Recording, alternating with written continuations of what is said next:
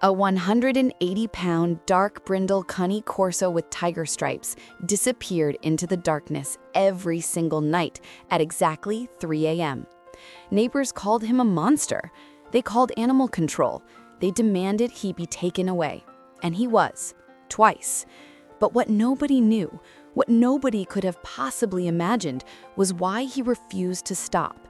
Because when Thomas finally followed him into those woods one cold November night, what he discovered didn't just explain everything. It shattered every assumption anyone had ever made about this massive, terrifying dog. This is Rocco, and this is the story of a guardian whose mission was so powerful, so primal, that nothing could stop him.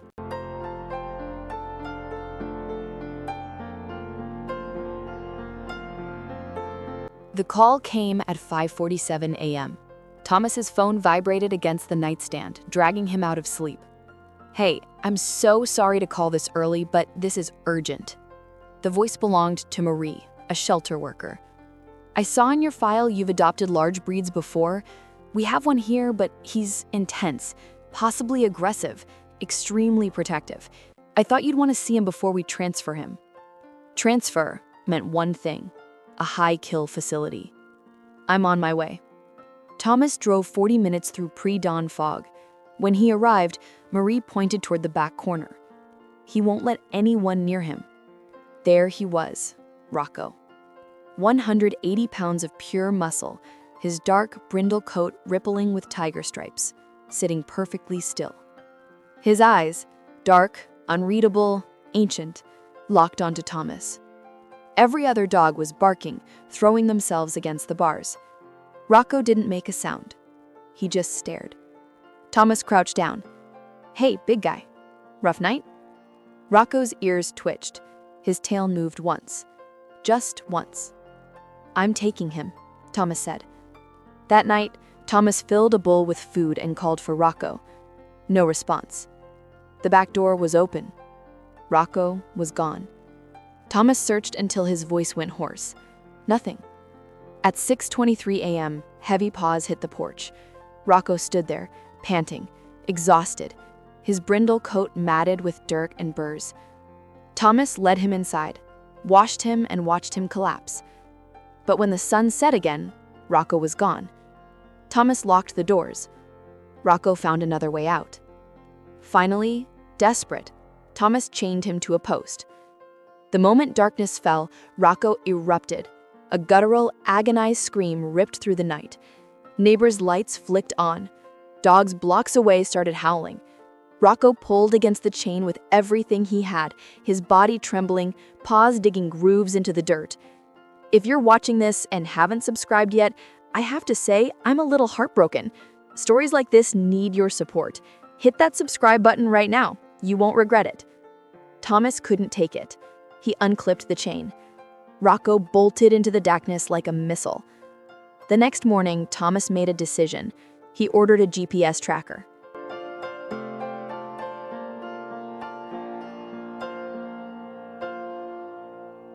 When the tracker arrived, Thomas clipped it to Rocco's collar. That night, he waited. At exactly 3 a.m., the GPS started moving. Thomas grabbed his keys and followed.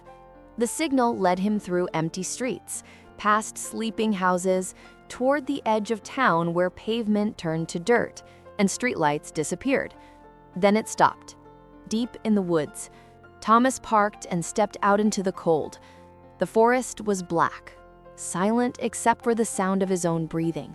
He pulled out his phone, following the blinking dot on the screen.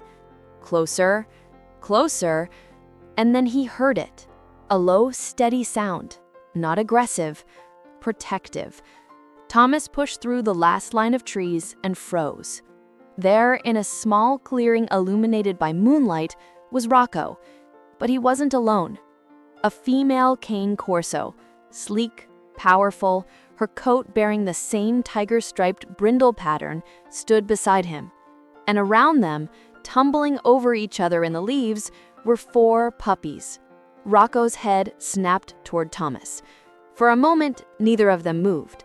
Then Rocco stepped forward, positioning himself between Thomas and his family, And Thomas understood everything. Every disappearance, every exhausted return, every desperate attempt to break free. This wasn't rebellion. This was love. Rocco had a family, and he'd been protecting them.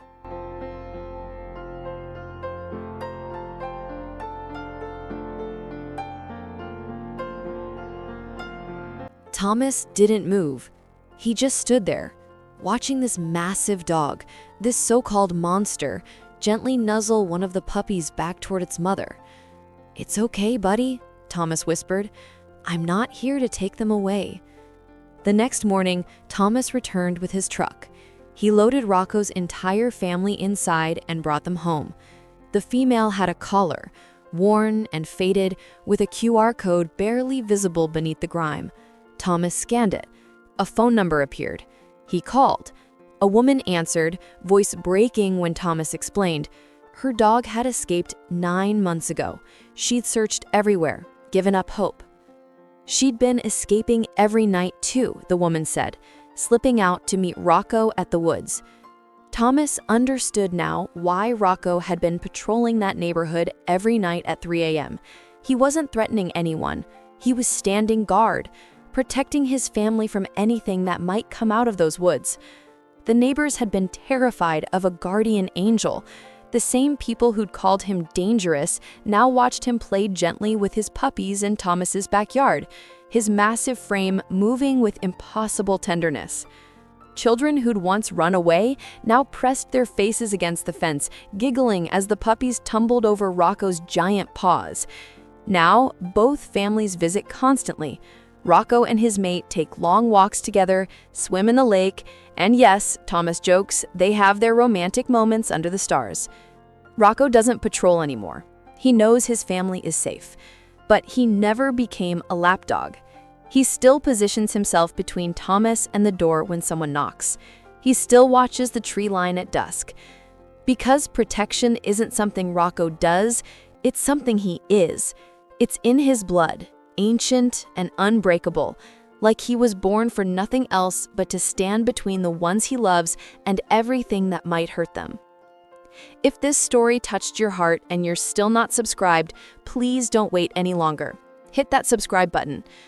What would you do if you discovered your dog had a secret family? Tell me in the comments below. If this story moved you, please hit that like button. It helps more people find these incredible stories.